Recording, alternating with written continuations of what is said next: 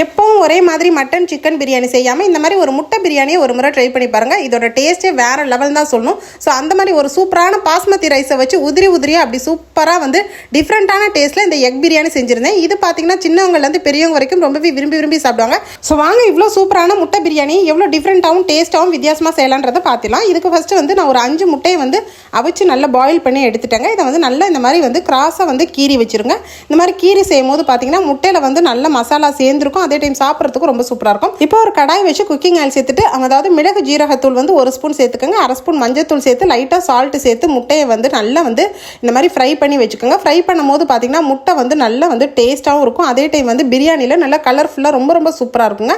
இப்போ நம்ம சூப்பரான பிரியாணி செய்ய ஆரம்பிச்சிடலாம். நான் ஏஎம்சி குக்கர் வச்சுருக்கேன். உங்களுக்கு சாதா குக்கராக இருந்தாலும் வச்சுக்கோங்க. இப்போ வந்து கரெக்டாக வந்து 100 கிராம் அளவுக்கு நெய், நல்ல சுத்தமான பசு நெய் சேர்த்துக்கோங்க. ஒரு 50 கிராம் அளவுக்கு சாதாரண வந்து ரீஃபண்ட் ஆயில் வந்து சேர்த்துக்கோங்க. இல்லை சன்ஃப்ளவர் ஆயில் கூட நீங்கள் சேர்த்துக்கலாம். இப்போ எண்ணெய் நெய்யும் சூடானதுக்கப்புறம் பார்த்தீங்கன்னா பட்டை ஒரு பிஞ்சு போட்டுக்கோங்க. அதுக்கப்புறம் பிரியாணி இலை போட்டுக்கலாம். அதுக்கப்புறம் வந்து அன்னாசி பூ, கிராம்பு, ஏலக்காய் இதெல்லாம் சேர்த்துக்கலாம். முந்திரி ஆப்ஷன் தான், உங்கள்கிட்ட இருந்தால் நீங்கள் சேர்த்துக்கலாம்.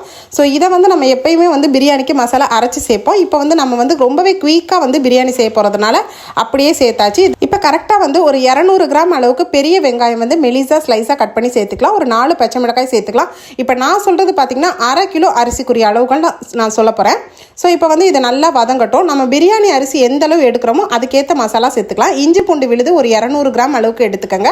நல்ல இஞ்சி பூண்டு விழுது பச்சை வாசனை போனதுக்கப்புறம் பார்த்தீங்கன்னா நம்ம வந்து தக்காளி பழம் ஒரு 1/4 கிலோ அளவு நல்லா அரைச்சி இதில் ஆட் பண்ணிக்கோங்க.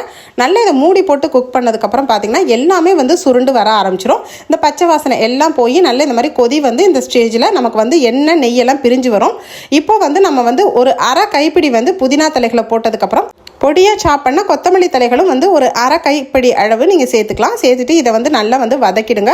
ஸோ இது இப்போ ஓவரால் வந்து நல்லாவே குக் ஆகிடுச்சுங்க. இந்த மாதிரி குக் ஆகி ஃபுல்லாக வந்து சேர்ந்து வர டைமில் நமக்கு வந்து மசாலா பொருட்கள் நம்ம சேர்க்க போகிறோம். இப்போ வந்து நான் வந்து பிரியாணி மசாலா 2 ஸ்பூன் சேர்த்துருக்கேன்.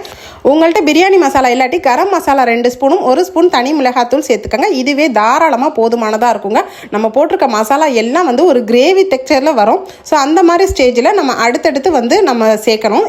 இப்போ புளிப்பு சுவைக்காக நம்ம தயிர் சேர்த்துக்கலாங்க. தயிர் வந்து ஒரு 10 ரூபாய் பாக்கெட்டில் ஒரு 1/2 பாக்கெட் சேர்த்துக்கோங்க.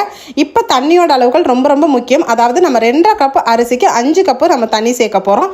அதாவது 1 கப்புக்கு வந்து 2 கப்புன்ற வீதத்தில் தண்ணி சேர்த்துடலாம். இப்போ தேவையான அளவு உப்பு சேர்த்துக்கோங்க. இது நல்லா ஓவரால் கொதிக்கட்டும்.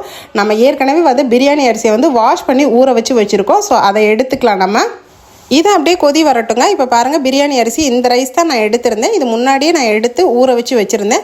கரெக்டாக 2.5 கப்பு அரிசி வந்து பாஸ்மதி ரைஸ் நல்லா ஊற வச்ச அரிசி வந்து இப்போ வந்து ஒரு 1/2 மணி நேரம் ஊற வச்சாவே போதுமானதாக இருக்குங்க. இப்போ நம்ம வந்து நல்லா கொதி வந்ததுக்கப்புறம் இதில் நம்ம ஆட் பண்ண வேண்டியதாங்க. ஆட் பண்ணிவிட்டு நீங்கள் சாதாரண குக்கராக இருந்தால் நல்லா கிளறி விட்டுட்டு ஒரு விசில் மட்டும் போடலாம்.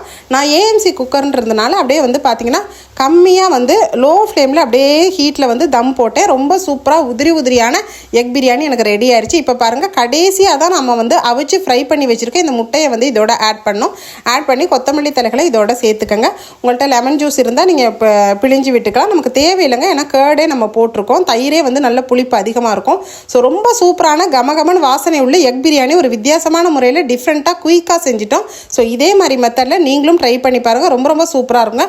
நமக்கு ரொம்ப சூப்பரான எக் பிரியாணி ரெடி ஆயிடுச்சு. இது எப்படி பரிமாறலான்னு பார்த்தலாம். இப்போ பார்த்தீங்கன்னா நல்லா வந்து எக்கும் பிரியாணி வச்சு சாப்பிடும் போது இதுக்கு சைட் டிஷ்ஷே தேவையில்லைங்க. அப்படி ஒரு சூப்பரான எக் பிரியாணி தான் நான் இன்றைக்கி செஞ்சு காமிச்சிருக்கேன். இந்த வீடியோ பிடிச்சிருந்தா நம்ம வீடியோக்கு மறந்துடாமல் லைக் போட்டுக்கோங்க. இந்த மாதிரி வித்தியாசமான வீடியோக்கள் வேணும்னா நம்ம பேஜை தொடர்ந்து ஃபாலோ பண்ணி நிறைய ஷேர் பண்ணிக்கோங்க. தேங்க்யூ.